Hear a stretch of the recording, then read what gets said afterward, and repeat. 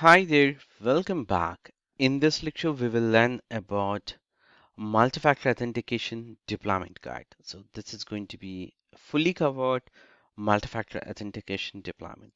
So we will start with the old method, which is the per user base. So which is not recommended by Microsoft. This is gonna, in fact, getting retired by 30th September 2024. So we would first look into it, how it looks like. Old is gold. So let's have a look on it quickly. Here is the thing. You could, go to identity and click on all users, and then you would be able to see all these users, right? So if you just, scroll these three dots, you have something called a per user MFA. So this is the option which is not recommended by Microsoft, but you could enable per user based. So let's say if I want to enable for Jim, so I can simply select this. Currently, multi-factor authentication is in a disabled state. I could simply click on enable. That's going to enable multi-factor authentication. That's all they have to do. That's it. Okay. If you don't want, you could simply remove it. And if you just click on here service settings, there is additional option which will give you an exception cases. For example, you don't want some users when they are authenticating, or maybe a service account when it is trying to authenticate from a specific subnet. You don't want to use a multi-factor authentication, right? So that can be configured as an exceptions within this box. But this method is going to completely taken out, and it will be promoted by conditional access policies. So the new method would be the conditional access policy. So let's have a look on it, what exactly conditional access policy. If you look at this specific diagram, which would give you some idea what exactly conditional access policy. So as the name suggested, it's a policy.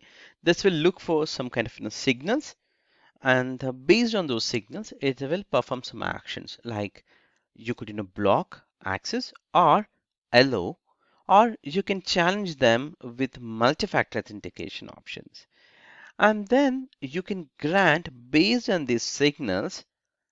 Some of the applications can be granted so that they could see the data. Let's say if a user coming from a location like a home, maybe we could stop accessing our corporate data because the signal is coming from a user location as home, or maybe non-corporate network. So these are the signals we could use, and we could apply some kind of condition, block, allow, or require multi-factor authentication, and then we could allow to access the applications or data. This is how it's going to work.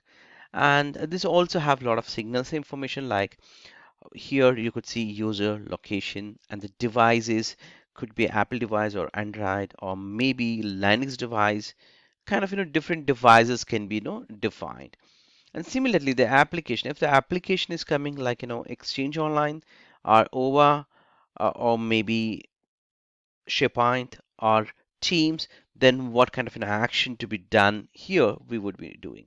For example, if your company is a pharma and you don't want them to use Microsoft Teams, then you could define as an application as a signal to block for if they are coming from a other than Office network. You could use a combination of signals and block them, and these are really real time.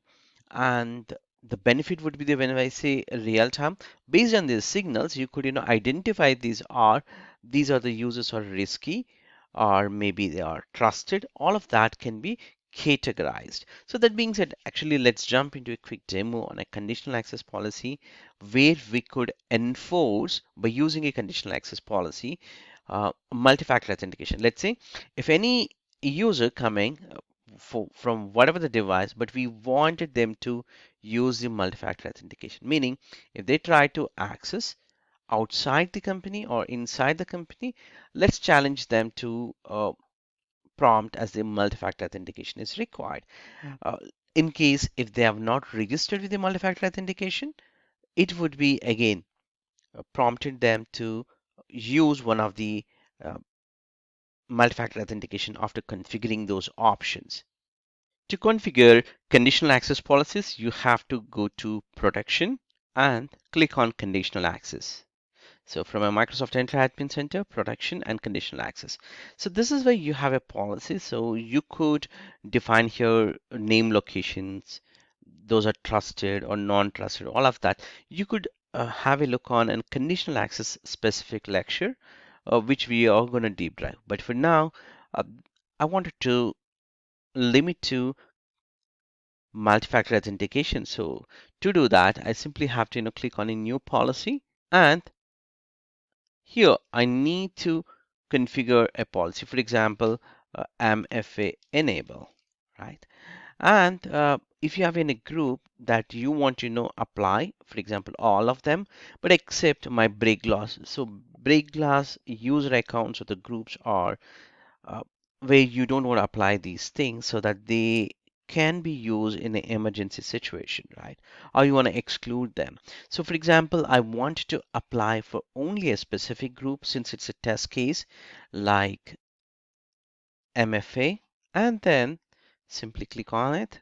And the target resources could be all cloud applications, whatever the things they want to access.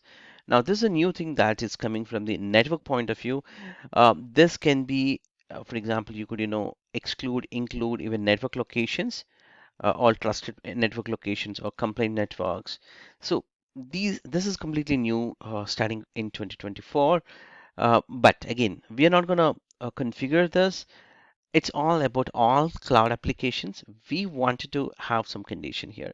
So the condition is any platform, any device. Okay. And from anywhere, any device is coming up. Now, what I wanted to do is I wanted to apply some kind of granting permission, right? So they required a multi-factor authentication. That's all we would be doing it. And by using this policy, it can uh, prompt the end user to have multi-factor authentication to be enabled. And if you notice, before I create the policy, here you have a security defaults. That means when you try to configure or get your new tenant from Microsoft, they would configure and give you a default security policies information, and you're still using that. You have not yet enabled conditional access policies. So uh, for that, you have to disable security defaults, and you are going to use on your own with your own risk to use your multi-factor kind of all authentications with the conditional access policies. I would be disabling. This might not be applicable for you at this point of time because you might be already having your Entra tenant. So it means that they might have already disabled this. So this is a first time configuration, I would say. You simply have to choose whatever the condition applicable. In my case, I'm going to use conditional access. So I'm okay. I don't want to completely depend on Microsoft. I know what I'm trying to do. So I would disable Microsoft offerings, and then from my policy, since my policy is just created here, MFA enable, this is a policy already enabled. Now I should be able to log in as a, you can log into myapps.microsoft.com whenever you want to test some kind of authentication. This is a simple URL that we would always allow to go. So in this case, Tom, and I want to use this account. You see here, I'm able to log in. And the reason for the logging is we did only made as a report only. As soon as we switch back this policy to on and save, and this might take 2-3 more minutes to update the policy. And simply, if I try to log off and log in back, and in the next log on, it would be prompted the end user to register for MFA. So you see here, as soon as it's actually prompting to more information is required, your organization needs more information. That's why. So if I click on next, it would force me to register, or it would take me to register with some options. So what are those options? How or why this is only coming as a first as the Microsoft Authenticator? Why not something else? We would definitely look into it with these options later point within this demo only. So you can see I could click on next and simply configure with your iPhone or maybe your phone, Google phone. You could simply install Microsoft Authenticator and scan this code so that the code gets registered for us.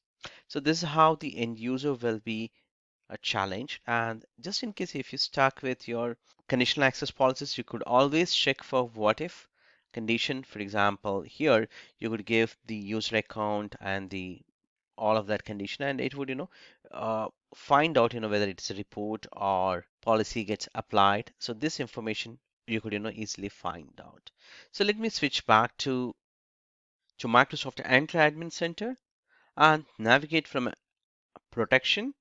That's the identity protection. And within this, you have something called the multi-factor authentication registration policy.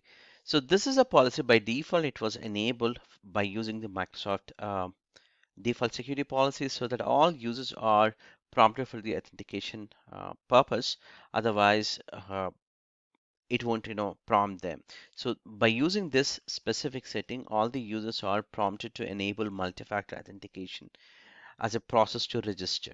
And you could, exclude or add by configuring here. So this is additional level of policy. So either you configure multi-factor authentication with the conditional access policies, or you could, go and configure in the Entra identity protection, which we are looking into it right now. So here you have this identity protection policy. This is where you could, enable, and you also have an option to enforce this policy so that it would automatically enable for all the users. Okay, so you could, save this configuration, and this is a recommended method to configure identity protection for multi-factor authentication as a registration policy. So this is what Microsoft recommends at this point of time.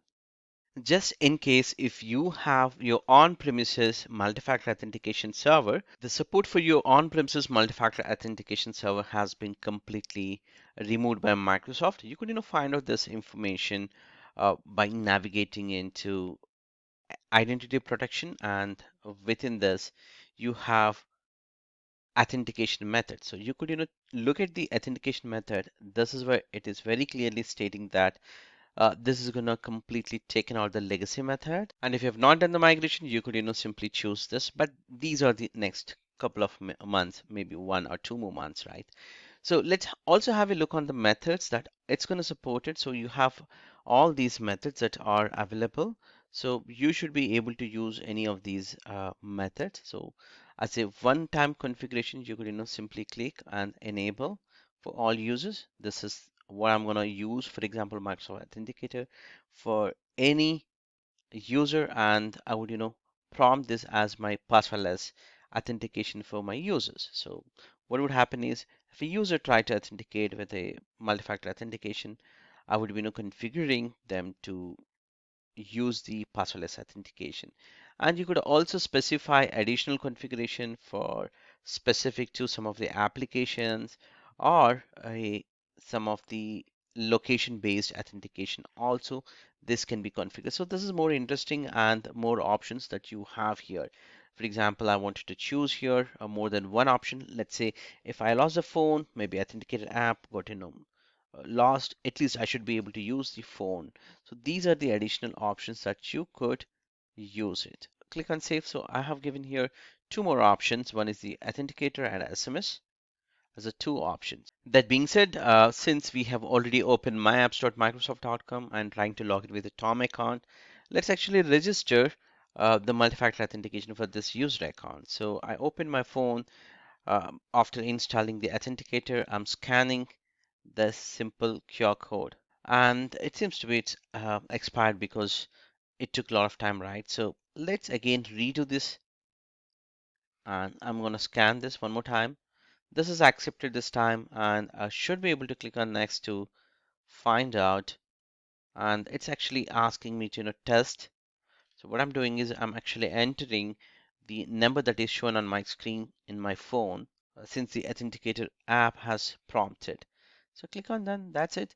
So now authenticator has been successfully configured. I'm logging in once again because it's been very long, and let's see. It's simply asking me to, enter the code. Boom, that's it. It should, take me to login screen. I'm able to access all the applications that are listed here for my user account. Now, let's say if I wanted to modify any of the changes, all I have to do is just click on account and view account, or go to my signin .microsoft.com and the security info. You should be able to add or modify your multi-factor authentication or add additional sign-in methods. This is how you could configure your multi-factor authentication. So when it comes to the planning, you have to plan properly by using the conditional access policies or identity protection policies in order to roll out your multi-factor authentication as the uh, mandatory policy for your internal and external users who are trying to authenticate resources. So that being said, I'll catch you in the next lecture. We have a lot of things to cover in the identity protection. We would definitely go through all of them.